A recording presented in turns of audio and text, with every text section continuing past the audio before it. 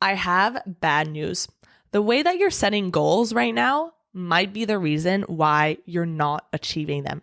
So in this short episode, I'm going to give you the number one hack to set better goals so that you can actually achieve them and stop feeling so frustrated with yourself that you are setting all of these goals, but maybe you stick to it for a couple of days, maybe even a couple of weeks, and then you fall off the wagon. So let's get into it. Welcome to the Live Unrestricted podcast, a show where you'll learn how to heal your relationship with food and your body so that you can focus your time and energy on more important things like your personal growth. I'm your host, Sabrina Magna, food freedom coach, and my mission is to help make your life happier and healthier without stress, overwhelm, or guilt about food. If you love the show, please do go out and share it. And if you're looking for support with your relationship with food, details about my programs are in the show notes. Thanks for spending time with me today. Now let's jump in. Okay, so today we are talking about one of my favorite topics, which is the psychology of behavior change. I've been doing this work helping women heal their relationship with food, with their bodies, and develop healthier, sustainable habits for years now. And so, safe to say, I do have quite a bit of experience, and I've seen all the different ways that people will approach goals and try to create change in their lives and especially in their habits.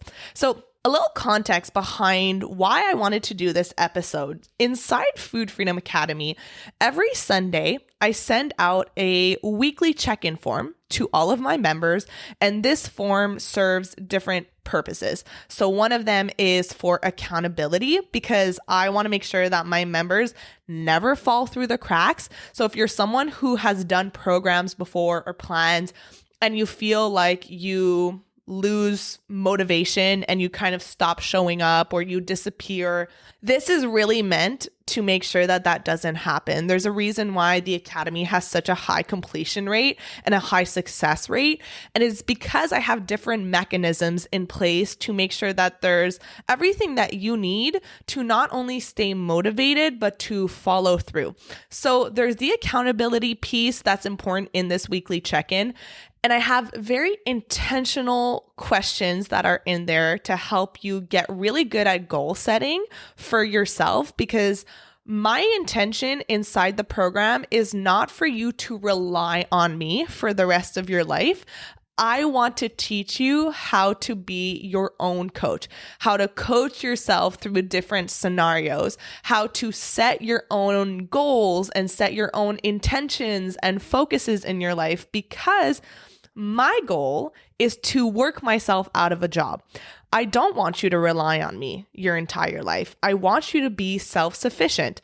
What's that saying? Teach a man how to fish, you feed them for the rest of their life, and give them a fish and you feed them for a day.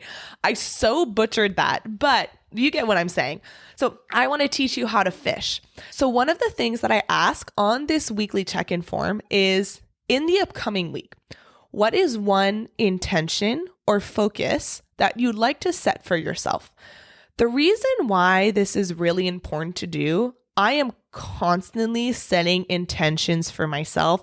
I'm setting intentions for the week, or at the end of the year, I'll set intentions for the next year. Sometimes I'll set a specific word for the year. So for example, my word for this year, 2024, is expansion. And then I'll have like little small mini intentions.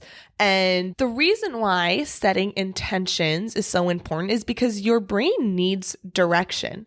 If you don't give it direction, if you don't give it instructions, it's the same thing as a GPS. If you get in your car and you don't plug anything into your GPS, you're not going to get anywhere. And you're most definitely not going to get somewhere new that you've never been before. You need to give an address to your GPS to take you to this new location. So right now, as you're listening, a really good question that you can ask yourself is, how skilled am I at setting intentions? And there's a difference between setting an intention, which is more of a direction, and setting a goal. Because a lot of the times the goal is going to be outcome oriented, whereas an intention could be an intention to listen to your body more, to pay pay more attention to your hunger and fullness cues. An intention, sometimes I have noticed that my self-talk has been a little bit harsher, a little bit more negative than I would like it to be. And that tends to happen when work gets really busy and I have a lot going on, and my default is to have kind of this like negative drive, and I really don't like that. I don't like feeling that way. And so when I notice that I'm doing that, the beauty of mindfulness, which is another thing that we teach inside the program, the beauty of mindfulness is that you're able to notice your self-talk a lot more. And when I notice that my self-talk is negative, I will set an intention, meaning I will give a direction to my brain to be more loving, to be more kind. And in action steps that align with that intention, sometimes that will look like I'm going to take myself out on solo dates. So I like to take myself out on solo dates where I don't make plans with anyone. I have the day to myself that is free. And I don't even necessarily make a plan for myself. I just leave the house and see where the day takes me. So for example, last week, I really was feeling disconnected from myself. And my intention was to be more loving and be more kind to myself. So I decided to take Tuesday afternoon off of work, didn't make any calls, didn't schedule anything on my calendar. And I just left the house and I let my intuition drive me. And I ended up going to the Old Port. So I live in Montreal and I went to the Old Port, and we have some really amazing art galleries in Montreal. The art scene is really interesting and cool. And so I decided to go art watching. I just went into a bunch of galleries and I looked at some really cool pieces of art. And what's really cool too is that Luke, my boyfriend, his dad is an amazing artist, and he actually has some of his art in one of the galleries in the Old Port. So that was really cool to see as well. So I took the day, I went art watching, and then I stopped at a coffee shop. I did some journaling. I stopped at a second coffee shop. I got some food, and just taking that time to reconnect to myself helped me feel so much more grounded. And the only reason why I followed through on that is because I had set that intention to be kinder and more loving to myself. And I know that if I hadn't stopped and taken the time to see, am I liking the way that I'm talking to myself lately? Am I taking some time for myself? Am I doing things that recharge my battery? Or am I kind of just living on autopilot? So the reason why I talk about this is I want to help you set intentions for yourself. Because as I asked the members of the Academy to set their intentions for themselves, I saw a theme, I saw a pattern, and you might be doing the same thing. So I want to make sure that you don't do this, because there's a certain way to set an intention or a goal for yourself. So during this episode, I'm going to use intention and goal interchangeably, but I want you to think more of an intention as like a direction, and a goal is usually going to be outcome oriented. Like I want to achieve this, like result oriented. But what I'm going to talk about today can work for whether you're setting an intention or you're setting a goal. So one of the patterns that I saw coming up, which could interfere with your follow through on your goal and your intention, is setting the goal to not do something. So if you're someone who will often set goals of like, I'm going to stop snacking, I'm going to stop emotional eating, I'm going to stop doing blank, then you might notice that it's really hard for you to A, stay motivated to do that, and B, follow through on it. And when you set an intention to stop doing something, tune into how that feels in your body. You might notice that it feels heavy. It feels restrictive. And especially if you have a history of dieting and restrictive eating, and then you tell yourself you're going to stop doing something, that's likely going to trigger this rebellion inside of your brain, inside of your mind, because your mind is going to be like, you tell me to stop doing something, I'm just going to do it even more. Because when you're telling yourself to stop doing something, a lot of the times it comes from external pressure. And yes, you might internally want to stop doing that thing, right? And it could even look like stop smoking. You might internally want to stop doing that thing, but a lot of it is coming from this external pressure to stop. So instead, when I'm teaching my clients how to set goals and intentions, we always focus on addition instead of subtraction. So let's say you set a goal to stop mindlessly snacking at night. Then I'm going to encourage you instead to look at, what do I need to do in order to stop this behavior?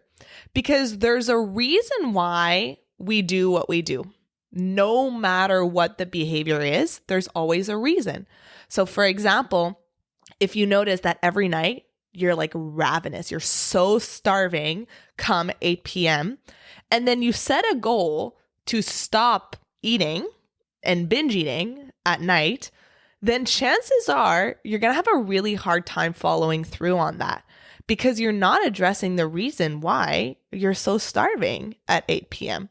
So when I'm working with clients, I'll ask a bunch of questions to understand, all right, let's kind of work backwards and let's understand why it happens that every night at 8 p.m. you seem to be starving. And maybe that means you're not eating breakfast, or you're not eating big enough of a breakfast, or you're not eating enough during the day, or you're not eating enough of the foods that your body needs, like carbs or protein, or you're going too long without eating. So these are all questions that I ask, because depending on the data that we're able to collect, then we will have much more clarity as to why you keep feeling so hungry at 8 p.m. at night. So once you can ask yourself some questions, instead of saying, I'm just going to stop doing this, that's really confusing for your mind, because it won't know why you're doing it in the first place. So I would, first of all, dig into what is the root cause of this? Like, why does this keep happening? And then instead of thinking what we need to remove or what we need to stop doing, I would ask, what can we add? So maybe if the goal was originally, I want to stop binge eating at night, it would be, I'm going to start eating a bigger breakfast and see if that helps. Or I'm going to add a snack in the afternoon and see if that helps. If we take the goal, for example, of I'm going to stop emotionally eating, then instead of thinking of removing a behavior, I'm going to focus on what can I add? Because it is so much easier to add something, to add a mindset, to add a behavior, than it is to take it away. Because when you're taking it away, you're not focusing on the root cause of it. So you're kind of slapping a Band-Aid on it. And when you're focusing on just taking it away, you're using willpower. And willpower is a finite resource.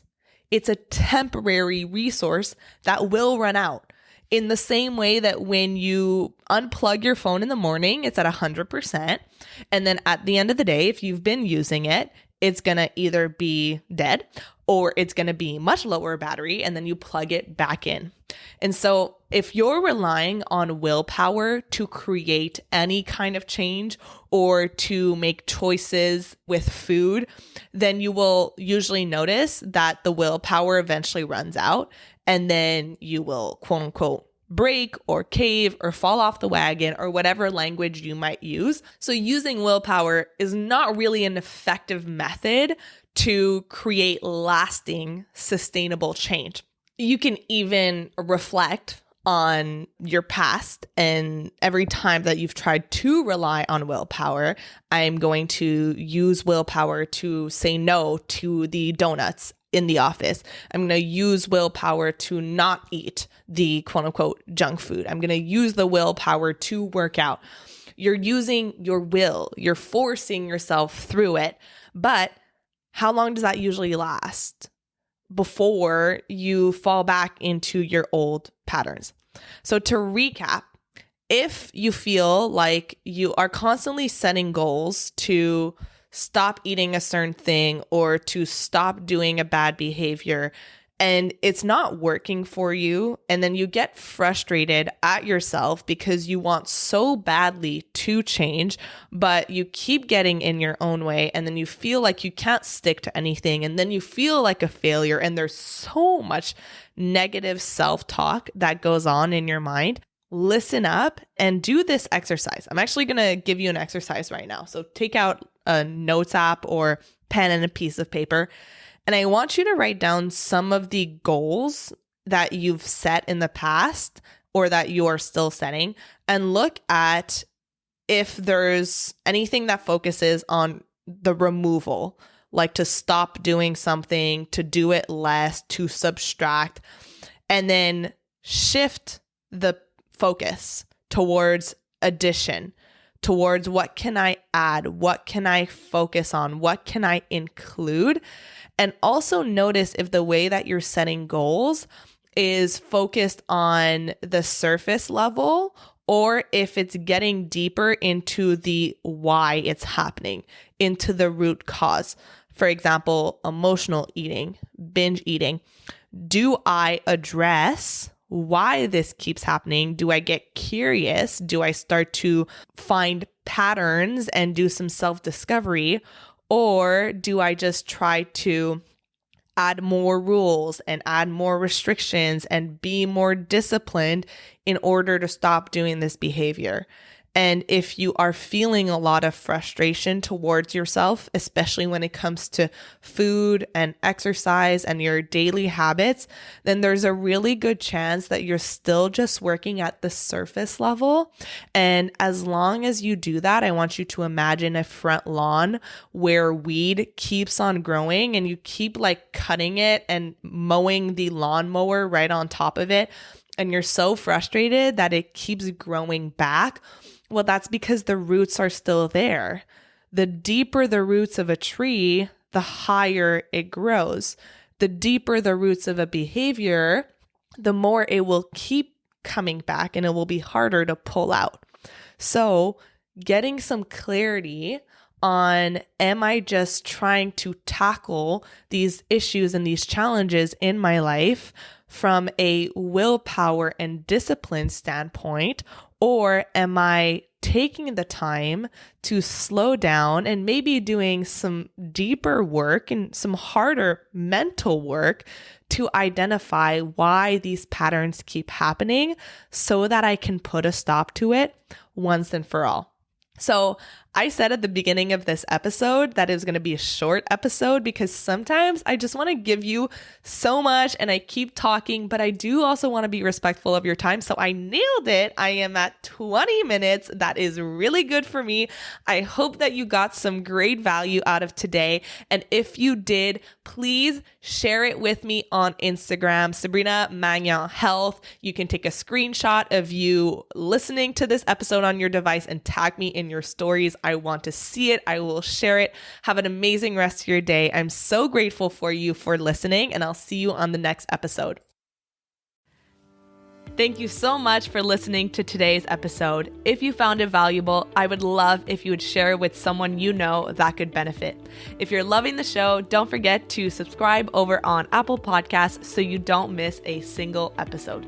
I really love hearing feedback from you, so please leave a rating and review over on Apple to help us get in the ears of more people who need it the most. Finally, come hang out with me on Instagram at Sabrina Magnan Health for more educational content and get up close and personal with me. Thank you so much for being here, and I'll see you on the next episode.